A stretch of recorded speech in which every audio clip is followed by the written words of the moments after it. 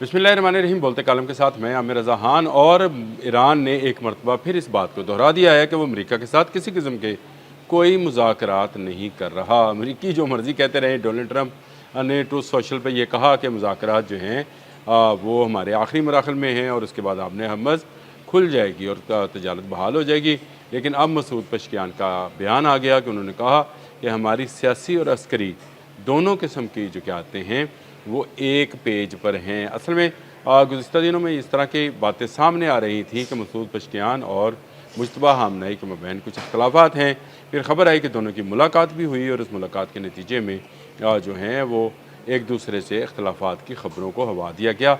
और अब मसूद पेशकियान ने कहा कि अमेरिका के साथ मुफाहमती याददाश्त ज़रूर मौजूद है और इसकी मुखालफत करने वाले सिर्फ इजराइली बयानियों को आगे बढ़ा रहे हैं। ये बयान बड़ा मैनी हेज़ है और इसका मतलब ये है कि जो मुफाहमती याददाश्त थी उसमें अमेरिकन जिस तरह की बदमालियाँ कहूँगा मैं तो कि यहाँ जो है वो कर रहे हैं वो इससे इससे नज़र आता है। यानी जो इत्मीनान की फ़िज़ा है उसको ठेस पहुँची है। लेकिन ईरान आज भी अपने मौक़िफ़ पर कायम है। दो मौक़िफ़ ईरान के जो है इसी पर सारे का सारा दारोमदार है कि आपने हमस खुलती है या अमेरिका ईरान जंग जो है ये बंद होती है या नहीं होती है। तो ये जंग बंद होने की सूरत आप मसूद पेशकियान ने बयान कर दिया। उनका कहना है कि ये इसी सूरत में मुमकिन है जब आपने हमस पर ईरान का कंट्रोल जो है उसको मान लिया जाए और दूसरी तरफ उसकी जो एटमी सलाहियत है उसको पावर जनरेशन के लिए, एटमी हथियारों के लिए नहीं, पावर जनरेशन के लिए काम करने की इजाज़त दी जाए। ये वो चीज़ें हैं और उनके जो मुंजमद असासे हैं वो बहाल किए जाएँ। ये मुफाहमती याददाश्त के अंदर सारी चीज़ें शामिल थीं और उस पर अमेरिका किसी हद तक एग्री भी था। लेकिन 7 जुलाई को दूसरा हमला हो जाता है। ये असल में इसराइल का मौक़िफ़ था कि ये जंग बंद नहीं होनी चाहिए। नेतन्याहू किसी सूरत अमेरिका ईरान जंग को बंद नहीं होने देना चाह रहे और उन्होंने हर मरतबा ये कोशिश की कि किसी न किसी तरह से अमेरिका को इस जंग में मुलव्वस रखा जाए। और इस कोशिश में उन्होंने बेशुमार जो हैं ऐसे काम किए जिससे बार बार ये जंग जो है भड़कती। कभी वो लेबनान पर हमला करते हैं ताकि ईरान को जो है हिजबुल्लाह पर होने वाले हमले के बारे में उभारा जाए और ईरान जो है पलटकर इसका जवाब दे। कभी वो शाम में जो है शिया मलेशिया के ख़िलाफ़ कार्रवाई करता है, कभी वो इराक़ में इस तरह की कार्रवाइयाँ कर रहा है। ये सारी कार्रवाइयाँ सिर्फ इसलिए हैं कि ईरान और अमेरिका दोनों को इस जंग में उलझाकर वो अपना गज़ा, लेबनान, शाम और ग्रेटर इसराइल के जो है उस प्रोजेक्ट पर अपने काम करता रहे। और उसने इस हवाले से नेतन्याहू ने तो ये तक कह दिया कि वो अगर आलमी जंगें लगती हैं तो लगें, तीसरी आलमी जंग लग जाएगी तो क्या होगा, तीसरी आलमी जंग भी हो सकती है और वो तीसरा हमला भी कर सकते हैं। 2 हमले हो चुके हैं, आपको पता है, 28 फरवरी को और 7 जुलाई को। ये 2 हमले थे। 40 दिन तक 28 फरवरी वाला जारी रहा और इसके बाद तकरीबन 20-21 दिन तक ये वाला 7 जुलाई वाला हमला जारी रहा और उसके बाद से अब तक अमन है। अमान और ईरान दोनों आपने हमस के मामले पर किसी मुआहदे के बहुत नज़दीक पहुंच चुके हैं।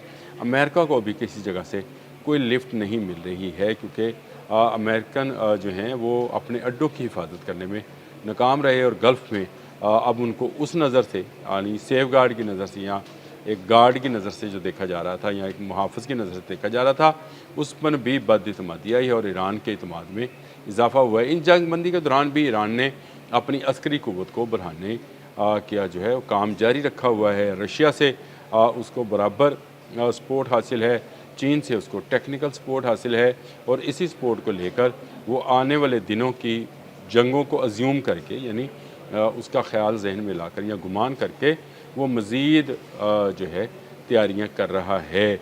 उसकी जो बजीज नामी फ़ोर्स है जो कि शहरी मिलिट्री फ़ोर्स है, इसको शहरी मिलिट्री फ़ोर्स या रज़ाकार कहेंगे, उसमें उसकी तादाद में भी इजाफ़ा हुआ है। पिछले चंद दिनों में ये इजाफ़ा देखा जा रहा है कि ईरान अपनी आर्म फोर्सेस की वो जो मैन पावर है उसको बढ़ा रहा है। मुख्तलिफ़ शोबों में नई भर्तियाँ की जा रही हैं और लोग रज़ाकाराना तौर पर भी खुद को ईरानी फ़ौज के साथ या पासदारानी इनकलाब के साथ रजिस्टर करा रहे हैं। वो जो ख्वाब था अमेरिका का वो बिखर गया कि ईरान जो है वो उसमें लोग निकलेंगे और अपनी हुकूमत के ख़िलाफ़ जाएंगे।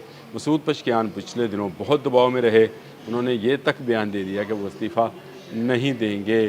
ये वो सारे वो चीज़ें थी जो कि र्यूमर्स की शक्ल में, अफवाहों की शक्ल में बाहर आ रही थी कि मुश्तबा खामनेई और मसूद पशकियान के मबैन जो है इख्तिलाफ़ात शिद्दत इख्तियार कर गए हैं और मसूद पशकियान इस्तीफ़ा दे जाएंगे। लेकिन इसी दौरान ख़बर आई कि मसूद पशकियान ने, यानी प्रेसिडेंट ऑफ ईरान ने जो है सुप्रीम कमांडर मुश्तबा खामनेई से मुलाकात की, और इस मुलाकात जो कि गाड़ी की बैक सीट पर हुई। शायद ये भी सारी खबर ऐसी जो सोशल मीडिया पर चल रही है उसी के हवाले से बता रहा हूँ। लेकिन ये इसके बाद ईरान ने अमेरिका का फिर से मुकाबला करने के अज़म का इजहार किया है और मसूद पशकियान ने कहा है कि वो किसी सूरत ऐसे दबाव में आकर कोई माहिदा नहीं करेंगे। मुफाहमती याददाश्त मौजूद है। उन्होंने ये कहा कि हम आज भी अपने मौक़िफ़ पर कायम हैं और मुज़ाकरात के ज़रिए से ही अपने हुकूक हासिल करना चाहते हैं। ये वही हुकूक हैं जो कि इस्लामाबाद टॉक्स में डिस्कस हुए थे। ये इनके मुजम्मद असासे हैं जो जिनकी मालियत अरबों डॉलर है।